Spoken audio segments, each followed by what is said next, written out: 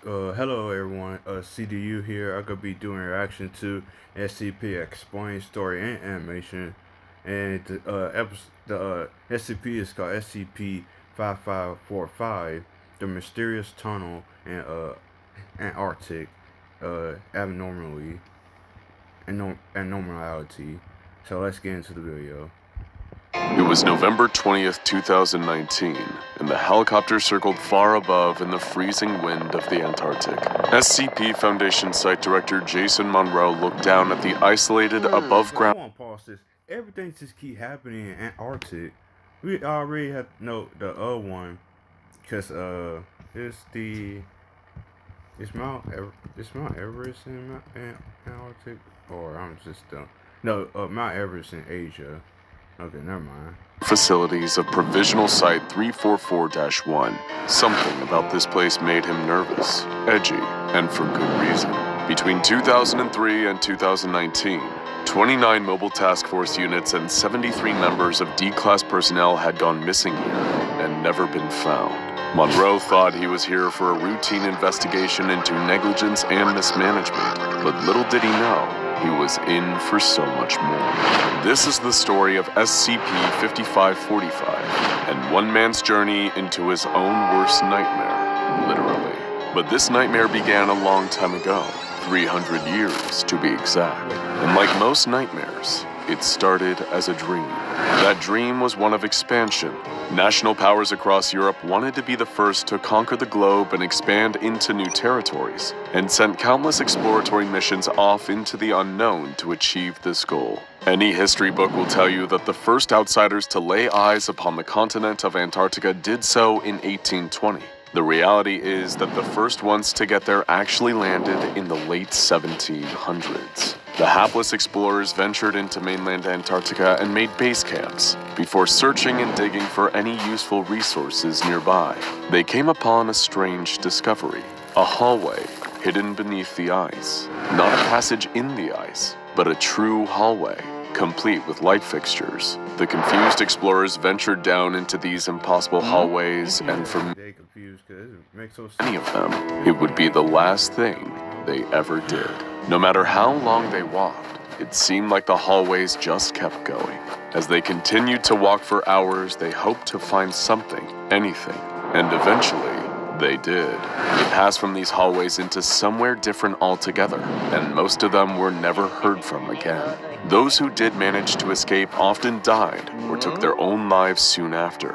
Whatever it was they discovered down there, they didn't want to live with it on their minds. It's believed that over 70 colonial explorers disappeared or died this way, and that most who found these endless hallways beneath the Antarctic ice never returned. The multiple anomalous objects and phenomena that make up SCP-5545 came into the Foundation's hands several centuries later, on September 18, 2003, when during an expedition into the Antarctic, they too found the endless hallways. The Foundation built Provisional Site 344-1 around them, hoping to safely seal them off from any other unwitting Antarctic explorers or researchers. But there was something else lurking beneath the ice in Antarctica, something dangerous. The hallways were designated as SCP-5545-1 and were thought to be the extent of the anomalous activity at the site.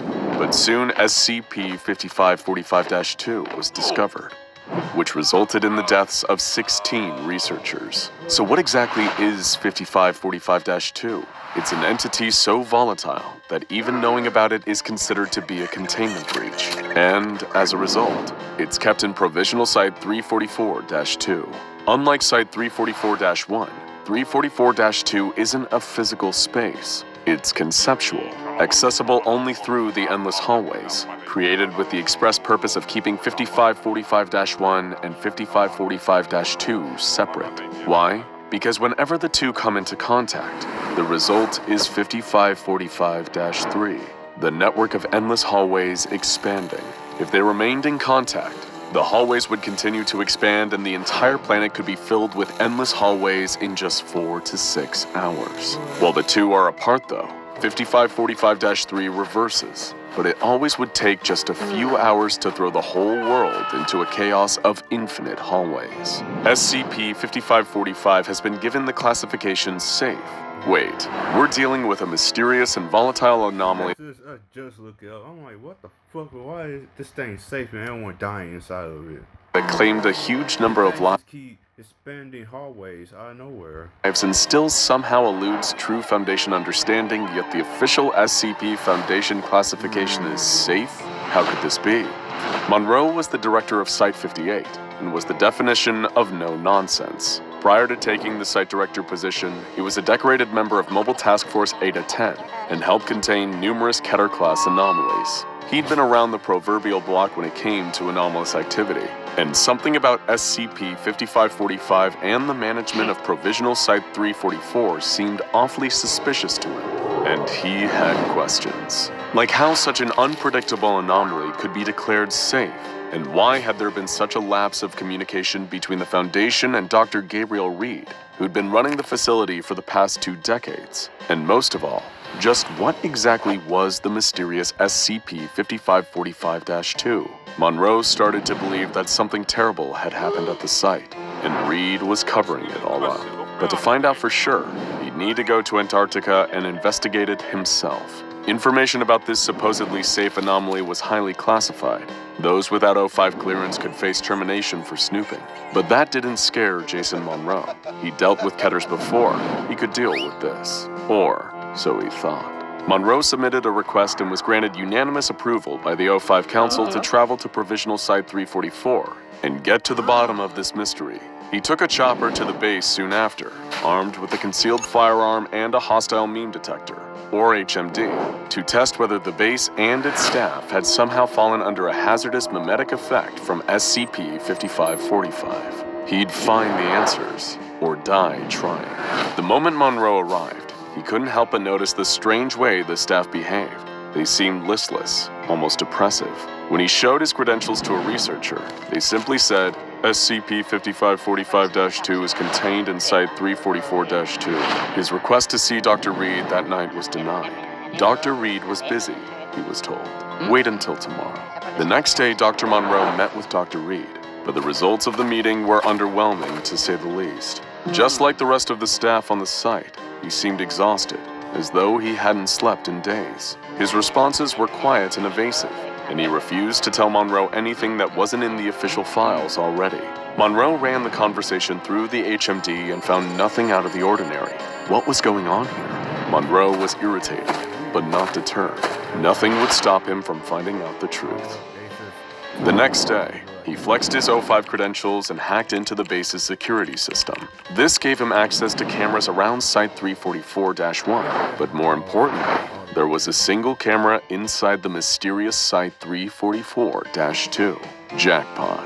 But when he looked at it, the feed was an entirely black screen with the words SCP-5545-2 is contained in Site-344-2. The footage of the staff in 344-1 was equally strange. The 18 employees on site all sat at computer banks, with nothing but static playing on their screens. Monroe kept digging, though, and was able to hack into the security footage of Dr. Reed's office. As he watched, he discovered a 15-minute period where Reed left the office each day. He could use this brief window to break in and collect more intel on SCP-5545-2. Monroe was so wrapped up in the investigation that he almost forgot the more immediate danger around him and nearly wandered into one of the endless hallways of 5545-1 by mistake. He made a note to be more careful in the future. His first attempt at breaking into Dr. Reed's office didn't produce many answers. One piece of evidence was a blurry picture of what looked like a mobile task force entering a 5545-1 hallway in the dark. Another was a spreadsheet featuring all the personnel, living or dead, who worked at the site, but one name, and the details of whether this person was alive or dead, was completely redacted. Anything particularly juicy was hidden behind O5 clearance. If Monroe wanted the answers, he needed to break through. That night, he had a horrific reoccurring nightmare, one that had plagued him since he joined MTF Eta-10. He dreamed that he was in a fancy dining room with a grand fireplace. The room was full of statues of men and women. The men looked angry, and the women looked afraid.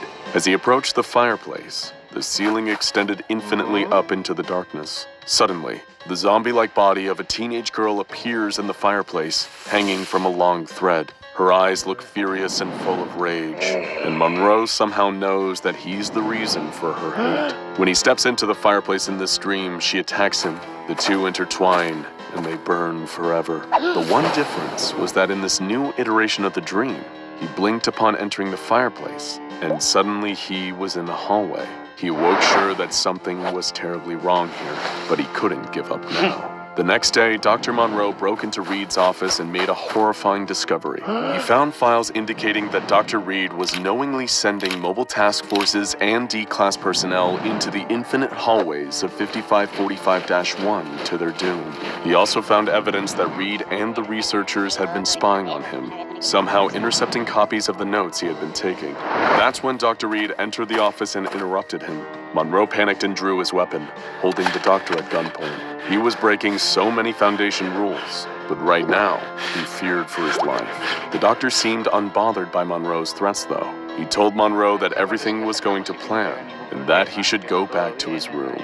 Monroe was becoming increasingly paranoid. He felt that at any moment guards might burst in and execute him. Nothing about this place made sense. He worried he was going insane. Perhaps the only way to find answers was to go even deeper, to risk it all, and venture through the endless hallways to find SCP-5545-2 himself, and finally discover what this thing actually was. Monroe left his room and stepped into one of the endless hallways of 5545-1 that was located just across from his dorm. He found that it was a hallway like all the others on site, plain, concrete, worn of age, with simple light fixtures on the walls. He walked for hours, recording with a concealed device. The lights suddenly went out, leaving him in complete darkness. When they flicked back on, he was in a very different environment. A grand, old carpeted hallway, the kind you'd see in an old mansion. He broke into a cold sweat. What was so familiar about this place? He kept walking, racked with terror, until this new hallway finally led him to the place he'd been seeking, Site 344-2, the domain of 5545-2. It was a large, poorly lit room, filled with grimacing statues and a large fireplace at the far end. It was the exact same room from Monroe's dream, with one horrifying difference. Monroe noticed a single white thread hanging down from the infinite ceiling, and when he looked up to find its source, he screamed. There were hundreds of bodies hanging and swinging from the ceiling above him. Everyone who SCP-5545-2 had ever killed, including MTF members, D-class personnel, and even the colonial explorers from hundreds of years before. And all of them were him, every single one. They had his face, and there, hanging in the middle of the room at ground level, was the body of a teenage girl, the one from his dream. In that moment, he finally recognized her. She was the girl he killed, the first him, hundreds of years ago. Much like Monroe, you're probably wondering, what is going on here? Thanks to declassified communication between Dr. Reed and the O5 Council, we can tell you. Jason Monroe was a man who's been reincarnated hundreds of times over the last 300 years, ever since he murdered a teenage girl. A girl named... He just kept getting reincarnated so many times because his first life, he just murdered a little girl, and now he's just doomed to be reincarnated. Emily, his daughter. This murder sparked the existence of SCP-5545 as a ever since he murdered a teenage girl, a girl named Emily, his daughter. This murder sparked the existence of SCP-5545 as an eternally reoccurring punishment for his crimes. So all that, those tunnels is actually his punishment for killing his own daughter. That's insane. Figuring this out, the Foundation has kept tabs on Monroe's reincarnations, whether they're MTF members, D-class personnel, or even site directors. They see to it that these reincarnations always find their way back to 5545-2 to take his punishment, and prevent the infinite hallway expansion that threatens to destroy the world. It's a plan everyone is in on, everyone except him. But every time he enters that nightmare-haunting room, it all comes rushing back. In that moment, though, He knew his crime, and he somehow knew how many times this punishment had unfolded for him. He now had two choices: repent and accept the punishment again, or leave and activate 5545-3, potentially allowing the endless tunnels to expand across the world. Like his many predecessors, Monroe made the decent choice. He accepted his punishment and allowed his own string to coil around him as the lights in the room went off, one by one, leaving only darkness. Jason Monroe, that version of him, at least, was never seen again. But the SCP Foundation is already eyeing up his next reincarnation and preparing to let this twisted cycle play out all over again.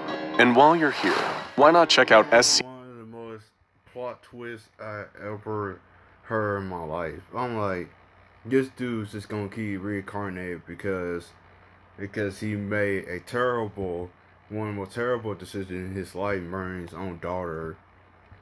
I don't know why it happened like that. It's his daughter at SCP, and when she died, she's just punished him for eternity, because it's not gonna stop. So it's like this gonna be going on for a very long time. He's just gonna get reincarnated. It's just going to have the same thing happen over and over and over again. I think one of them not going to accept it, but the others accepted it because they don't want to doom the world. That's just the same to me. I never saw it coming. So I hope y'all enjoy this video. Like, subscribe to the channel, subscribe to SCP Explain Story and Animations. They make good SCP videos. And subscribe to the infographic, their other channel, and see you guys later.